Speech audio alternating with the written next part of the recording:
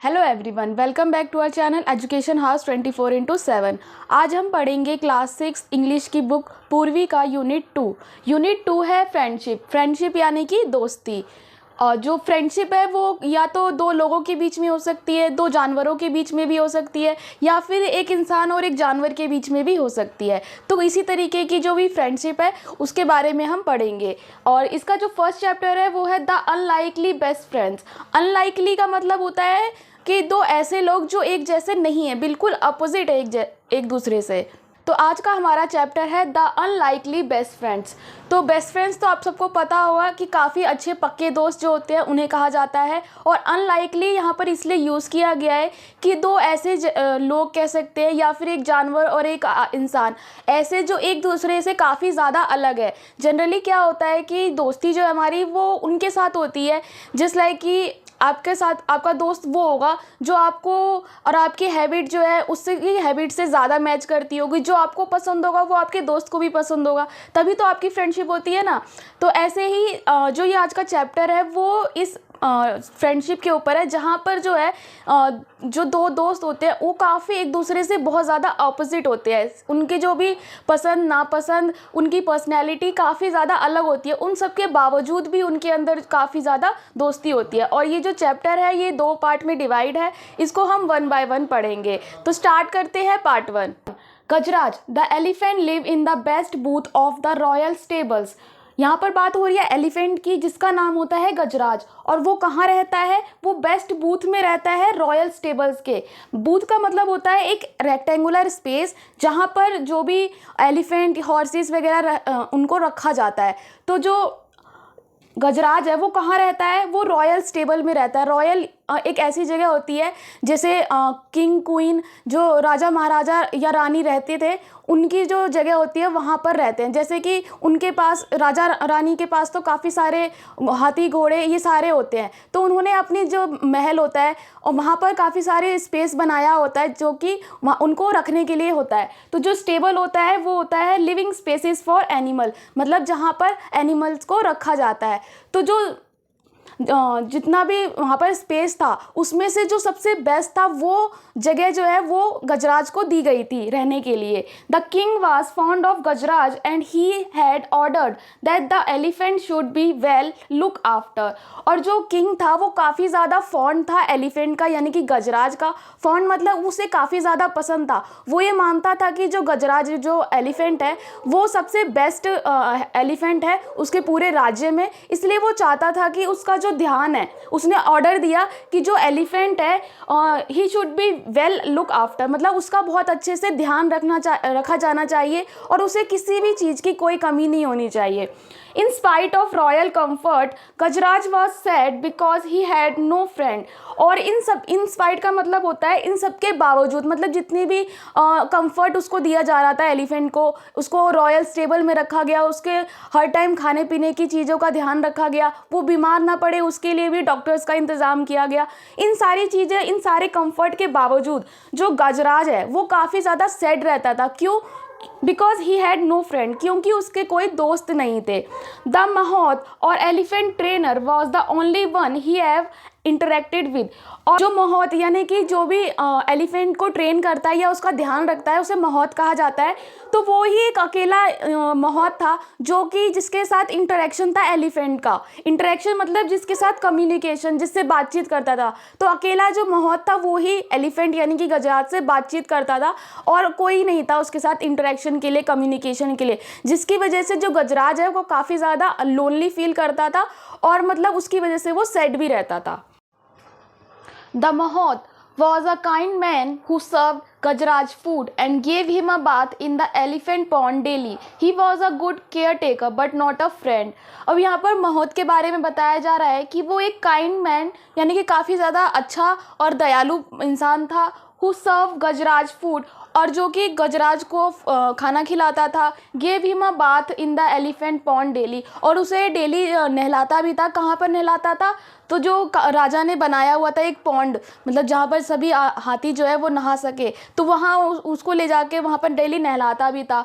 He was a good care taker, तो जो महूत था वो काफ़ी अच्छा केयर टेकर था बट नॉट अ फ्रेंड। तो जो यहाँ पर नॉट मतलब किसका फ्रेंड नहीं था, मतलब कि गजराज का वो फ्रेंड नहीं था, सिर्फ एक केयर टेकर था, वो अपनी सिर्फ जॉब कर रहा था। I wish I had a friend I can play with, thought Gajraj. अब यहाँ पर जो गजराज है यानी कि जो हाथी है वो ये सोच रहा होता है कि काश मेरा कोई एक दोस्त होता जिसके साथ मैं खेल सकता।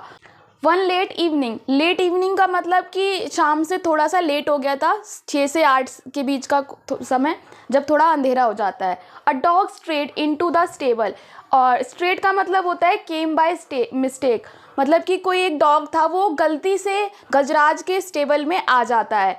गजराज could see that the visitor was tired, और जो गजराज यानी कि हाथी है वो देख सकता था कि जो विजिटर यानी कि जो डॉग वहाँ पर आया था उसको विजिटर कहा गया है, तो वो जो डॉग था वो काफ़ी ज़्यादा थका हुआ था एंड हंग्री, और साथ ही साथ वो भूखा भी था। He pushed some of the food he was munching toward the dog, उसने जो वो खाना खा रहा था, मंचिंग का मतलब होता है च्यूइंग, मतलब कि जो वो खुद खाना खा रहा था तो उसमें से थोड़ा सा खाना सरका दिया उसने डॉग के लिए कि लो थोड़ा सा तुम भी खा लो। The visitor wagged his tail, looked up at the elephant to convey his thanks, and then turned his full attention to the food in front of him. जो ये विजिटर यानी कि जो डॉग वहाँ पर आया था उसने अपनी टेल को वैग किया। वैग का मतलब होता है move from side to side, मतलब कि जस्ट लाइक जो डॉग्स होते हैं जब वो हैप्पी होते हैं तो अपनी टेल्स को ऐसे ऐसे हिलाते हैं, तो सेम उस जो डॉग वहाँ पर आया था उसने भी वैसा ही किया। जब उसे एलिफेंट ने अपना खाना उसको पास किया तो वो उस खाने को देख के काफ़ी ज़्यादा खुश हुआ, और उसके बाद उसने अपनी टेल को ऐसे हिलाया। Look up at the elephant to convey his thank, उसके बाद उसने ऊपर मुंह उठा के जो एलिफेंट था उसको देखा ताकि वो उसे अपना जो थैंक है वो कन्वे कर सके। कन्वे का मतलब कम्युनिकेट कर सके। उसने अपना थैंक जो है वो उनकी जो लैंग्वेज थी वो तो अलग थी, बिना कुछ बोले उसने इस तरीके से उसको थैंक बोला कि वो दोनों आपस में समझ गए। And then turn his full attention to the food in front of him, उसके बाद फिर उसने अपना मुंह नीचे किया और जो उसको खाना दिया गया था फटाफट उसने खा लिया। क्यों? क्योंकि वो काफ़ी ज़्यादा हंग्री था। As soon as he finish eating he fell asleep, और जैसे ही उसने खाना खाया खा के वो सो गया वहीं पे, जो स्टेबल में आया था एलिफेंट के वो वहीं पे सो गया। The next morning the महोत found the stray dog in the stable, अब जब अगली सुबह नेक्स्ट मॉर्निंग होती है तो जब महूत होता है वो स्टेबल में आता है एलिफेंट को देखने के लिए, तो वो क्या देखता है कि स्ट्रे डॉग जो स्ट्रीट डॉग होते हैं, जो गली में जो डॉग्स वगैरह होते हैं उन्हें बोला जाता है स्ट्रे डॉग, तो वो जो है वो स्टेबल में आया होता है। वो देखता है he did not mind the dog, but जो महूत होता है वो काफ़ी ज़्यादा काइंड पर्सन होता है, तो वो ज़्यादा माइंड नहीं करता है कि जो डॉग है यहाँ क्यों आ गया, इसको भगाओ, वो उसे वहीं रहने देता है। He also notice that Gajraj seem to like the company, और फिर वो क्या नोटिस करता है कि जो गजराज है वो डॉग की कंपनी यानी कि उसका साथ जो है उसको काफ़ी अच्छा लग रहा है। So he threw some crumbs to the dog which the animal accepted wag his tail, उसके बाद वो क्या करता है कुछ क्रम्स यानी कि जो खाने के पीसीज होते हैं या फिर जो रोटी जो भी वो लेकर आया होता है उसके पीसीज जो है वो कुछ फेंक देता है डॉग के लिए, तो जो डॉग होता है वो उसको काफ़ी खुशी खुशी जैसे वेग हिज टेल मतलब दोबारा से अपनी टेल को हिला के उस खाने को एक्सेप्ट कर लेता है। When the elephant went out for a bath, the dog accompanied his friend. Daily सुबह क्या होता था कि जो महूत था वो आता था और एलिफेंट को बाथ के लिए पॉन्ड में लेके जाता था, तो जो एलिफेंट था वो बाथ के लिए जा रहा होता है, तो जो डॉग होता है वो अपने फ्रेंड यानी कि एलिफेंट को कंपनी देने के लिए उसके साथ जाता है। अकम्पनी का मतलब होता है कि किसी के साथ जाना, उसको साथ देने के लिए। Plunging into the water, the elephant gave himself a shower using his long trunk as the dog watched. Plunging का मतलब होता है जंपिंग इन। अब जैसे एलिफेंट का क्या होता है कि उन्हें पानी बहुत पसंद होता है, उन्हें नहाना बहुत पसंद होता है, तो वो जब वहाँ किनारे पे जाता है उसके बाद वो पानी जब देखता है तो उसमें जंप कर जाता है। प्लंजिंग का मतलब होता है जंप कर जाना, इनटू द वाटर, पानी में जंप कर जाता है। The elephant gave himself a shower, और अपनी लंबी सूंड जो होती है उसका यूज़ करके खुद पे ही शावर मतलब एलिफेंट कैसे नहाते हैं, तो एलिफेंट का नहाने का तरीका थोड़ा अलग होता है। वो पहले क्या करते हैं, अपने सूंड में पानी भर लेते हैं, उसके बाद जो सूंड होती है उसी से सारा जो पानी है वो अपने ऊपर शावर के रूप में ले लेते हैं, तो वो इस तरीके से नहाते हैं। तो वहाँ पर जो एलिफेंट होता है वो भी वही करता है, वो पहले पानी में कूद जाता है, उसके बाद अपने सूंड में पानी भर लेता है और उसी पानी को अपने ऊपर बारिश के रूप में बरसा लेता है। और ऐसा करते हुए उसे कौन देखता है, एज द डॉग वॉच, उसे डॉग जो उसका फ्रेंड होता है वो उसको देख रहा होता है। The elephant took a trunk full of water and playfully splashed the water on his friend. अब उसके बाद क्या होता है, उसे एलिफेंट को थोड़ी सी मस्ती सूझती है, वो अपने फ्रेंड के साथ यानी कि जो डॉग होता है उसके साथ खेलना चाहता है। तो वो क्या करता है कि मस्ती मस्ती में जो उसका ट्रंक होती है यानी कि जो सूंड होती है उसमें पानी भर लेता है, और वो जो पानी होता है उसको जाके जो उसका फ्रेंड होता है डॉग, उसके ऊपर पूरा बारिश की तरह उसके ऊपर डाल देता है। The dog Yelp for he hated taking shower. अब डॉग का क्या होता है कि उन्हें नहाना बिल्कुल पसंद नहीं होता, उसके ऊपर जब पानी डालता है एलिफेंट तो वो येल्प करने लगता है, मतलब कि वो ऐसे बोलता है कि नहीं नहीं मेरे ऊपर मत डालो, मुझे बिल्कुल भी नहाना पसंद नहीं है। द महोत लाफ, और उन दोनों की जो ये खेल जो था उनको देखते हुए जो महूत होता है वो हंस रहा होता है। On their way home, the elephant pick up the dog with his trunk and place him on his back. The dog was delighted to get a ride. अब क्या होता है, जब जो एलिफेंट होता है वो नहा लेता है तो वो वापस अपने घर जा रहा होता है। तो जब वापस वो अपने घर जा रहा होता है तो वो रास्ते में पिकअप द डॉग, जो डॉग होता है उसको उठा के अपने जो उसका बैक होती है उस पर बैठा लेता है।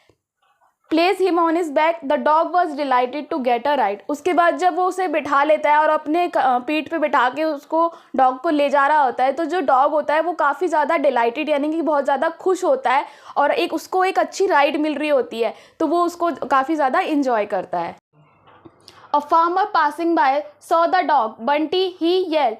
अब जो एलिफेंट और डॉग जो है वो वापस घर जा रहे होते हैं, तो जो एलिफेंट के बैक के ऊपर डॉग बैठा होता है, तो एक फार्मर जो उनके पास से जा रहा होता है वो उसे देखता है, तो उसे लगता है कि वो थोड़ा जाना पहचाना सा डॉग है। फिर जब वो फार्मर उसके पास जाता है तो उसे वो पहचान में आता है कि वो जो डॉग है उसका नाम बंटी होता है। तो वो जो फार्मर है वो चिल्लाता है, येल्ड का मतलब होता है चिल्लाना, तो वो उसे बंटी कह के चिल्लाता है। The dog ran to him, और जब जो डॉग होता है वो अपना नाम सुन के उसके पास दौड़ा चला जाता है। The farmer hugged the dog and told the mahout that he was looking for his dog ever since he disappeared from his house. और उसके बाद जब डॉग जो है अपने फार्मर के पास जाता है, जो फार्मर होता है वो डॉग को हग कर लेता है, मतलब गले लगा लेता है, और जो महूत होता है उससे वो बोलता है फार्मर कि इसे हम कब से ढूंढ रहे थे, जब से ये हमारे घर से गायब हुआ है। डिसअपियर का मतलब होता है गायब होना, गुम हो जाना, तो जब से ये हमारे घर से गायब हुआ है मैं उसे तब से ढूंढ रहा हूँ। He was glad he found him now. और उसके बाद जो वो फार्मर होता है वो अब काफ़ी ग्लैड यानी कि खुश है कि जो डॉग है उसका वो उसे मिल गया है। The mahout had no objection to the farmer taking the dog home. और जो महूत है उसको कोई ऑब्जेक्शन भी नहीं है कि जो फार्मर है वो उसे अपने साथ घर ले जा रहा है। क्यों? क्योंकि जो डॉग है वो फार्मर का ही है, फार्मर जो है वो डॉग का मालिक है। The farmer tossed a rope round the neck of the dog saying come Bunty let's go home. अब जो फार्मर है वो क्या करता है कि जो डॉग है उसके गले में एक रोप जो है मतलब रस्सी है वो टॉस करता है, मतलब कि जैसे जो डॉग के गले में हम पट्टा बांध देते हैं उसी तरीके से वो रोप जो होती है रस्सी उसको बांध देता है और कहता है कि कम बंटी मतलब चलो बंटी लेट्स गो होम, घर चलते हैं।